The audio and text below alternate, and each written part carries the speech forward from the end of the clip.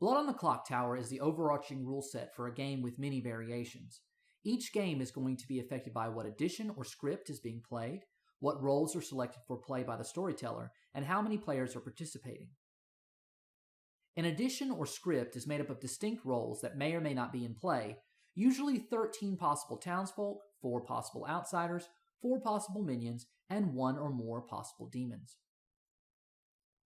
Townsfolk are good aligned, and they have an ability that can help provide information, or have an ability that can protect from the demon, or help win the game for good.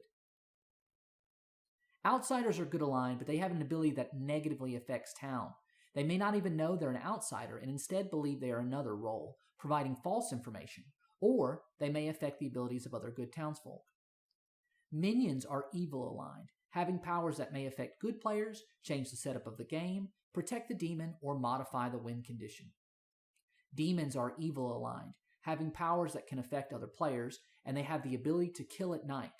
There is only one demon in the game, and if the demon is executed, normally that means that good has won. There is also a special optional role type called a Traveler for players who come in late or need to leave early, or if the storyteller wants to accommodate larger player counts. They can either be good or evil, as determined by the storyteller. The player count determines how many of each type of role is in the game. This is public information and is one of the clues players use to solve the game or deceive others. If there are 7 players, not including the storyteller, there should be 5 townsfolk, 0 outsiders, 1 minion, and 1 demon, whereas 8 players adds an outsider, and 9 another. At 10 players, you now have 7 townsfolk, 0 outsiders, and 2 minions, and 1 demon. 11 and 12 add an outsider, 13 takes away the outsider and adds a minion.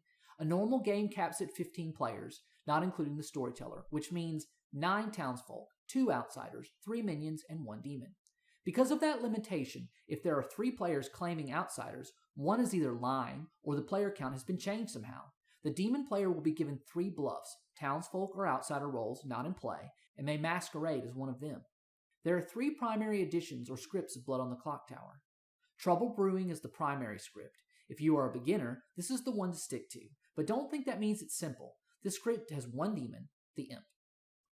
Bad Moon Rising is a script that plays very differently from Trouble Brewing, with the players getting little information unless they're brave enough to execute. Sex and Violets is a bit more like Trouble Brewing, but adds shifting roles and alignments to the game, along with the very fun mechanic, Madness. In our next video, we'll take a look at the first script, Trouble Brewing. If you want to know more about Clocktower, go to bloodontheclocktower.com, and if you want to play a game online, check out Blood on the Clocktower's unofficial Discord channel. If you'd like to see the game played, look for the Pandemonium Institute on YouTube and Twitch, and if you want an in-depth dive on the roles for Blood on the Clocktower, find the podcast Cult of the Clocktower wherever you listen to podcasts.